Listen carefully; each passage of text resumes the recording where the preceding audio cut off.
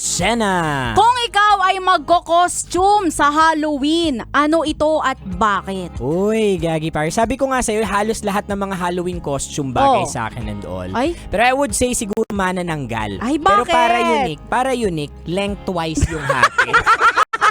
Mula ulo hanggang paa. Pero at least manananggal ka pa rin. Representation pa rin ng Filipino culture. Yes naman, nasa shake, rattle, and roll. Oh, ikaw Pasok ba? pa rin. Ikaw ba? Sa akin siguro, kung papipiliin ka, crosswise o lengthwise?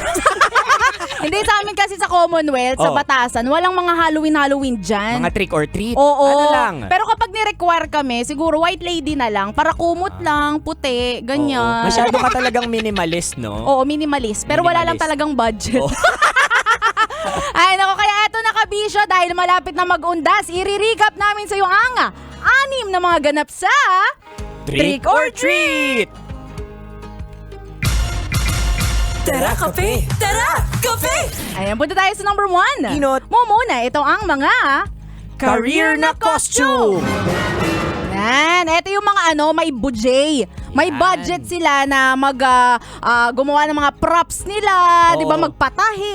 Oh, I just can't help myself na ngumiti lang kapag pinag-uusapan yung Halloween costume. Kasi sabi ko nga sa'yo kanina, ito yung isa sa mga pinaka-paborito kong season ngayong taon. Kasi noon, nung nasa Bicol pa ako, binibigyan talaga ng panahon ng nanay ko na mag-costume talaga ako.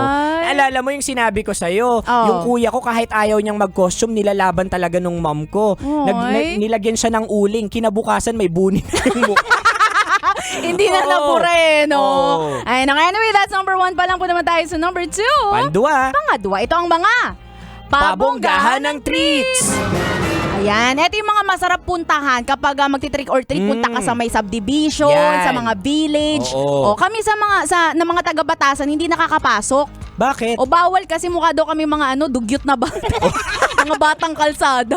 Oo nga. Uy, pero ako gustong-gusto ko yung nakaka-receive ako ng candy dahil sa Halloween costume ko. Pero hindi ko talaga makakalimutan yung mga kapitbahay namin sa Bicol. Awa. Kasi every time na nakaka-receive ako ng mga candy, lahat expired. Pero G lang, kinakain ko pa rin eh. Ibig sabihin mga tipid yun Oo, kapag tipid.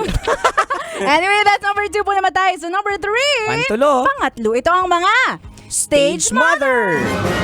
Yan. Lalayo pa ba tayo? Nanay mo, di ba, nung nabubuhay pa siya, talagang Oo. ibinibigay niya ang buong budget para lang magkaroon ka ng magandang costume. Hindi ka talaga ipapatalo tapos kapag naging first runner-up ka pa, susugurin yung management. Bakit first runner-up lang yung anak ko? Kumot lang naman talaga yung costume ko. Ay, nakakatuwa yung mga nanay na ganyan. Anyway, that's number 3. Po naman tayo sa number 4. Pang-apat, Pangapat, ito ang mga Best in Costume!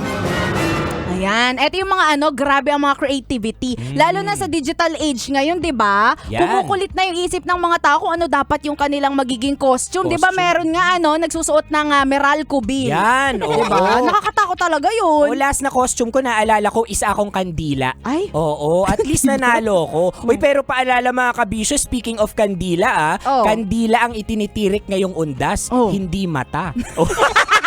Parang iba naman kasi yun di ba?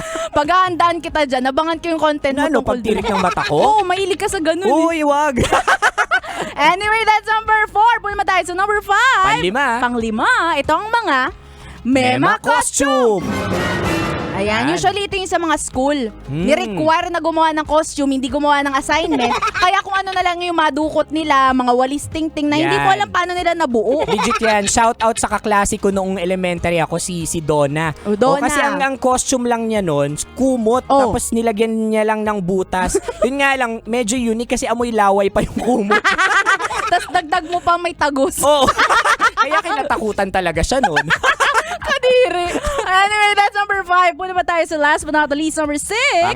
Pang-anam, ito ang mga competitive! Yan. Nauuso din kasi yung binibihisan din yung mga bahay-bahay nila. Yan, oo. 'Di ba, para sa Halloween. Sa barangay namin may ganyan. Yung best in Halloween house. Yeah, ay wow. Oo. Tapos yung nanalo, may burol may kabaong, may lamay. Yung galit ka pa, no? Bakit kinakarin nito? Dapat tayo din, may actual din dapat tayong kabaong. Di nila alam, may burol talaga. Ay, nako. Anyway, Kabisyo, nawa ikaw ay nag-enjoy dito sa mga ganap natin tuwing trick or treat. Kaya may ideas ka na kung anong gagawin mo, ha? Oo, legit yan. Ngayong undas, ingat din tayo sa mga ano tawag dito, paranormal activity. Ay, paranormal? Oo, paranormal. These are the things na hindi mo maipaliwanag sa pera mo. Oh. Ay, nako, Kabisyo, kung may gusto ko pang idagdag dito, gusto mong ipa-shoutout yan kung sino mang multong hinahanap mo. Yun. I-shoutout natin sila. Hanapin mo kami sa aming mga social media accounts. Ako sa aking Facebook, Instagram, Twitter, TikTok at DJ Robin Shana. Same socials yan, mga broskies. At Konyo, Bicolano. O siya, Kabisyo, makakasama nyo kami bukas na ulit. Ala, grabe naman, bukas na. Oo. Simula alas 11 ng umaga hanggang alas 3 ng hapon para bigyan pa kayo ng mga science tips at skits Sa buhay-buhay. At susunod na, Kabisyo, ang Rockies Secret Facts. Muli, this is your pinakamagandang probinsyana, DJ Robin Shana. Your Uragong Broski, like super legit and all Konyo, Bicolano. Dito lang yan sa Tara Kape. Tara Kape. So 90.7 Love Radio. Feel good. Ay, gagi, pare. Awa. Tara Kape! Tara Kape! Konyo Bicolano at Robin Shana!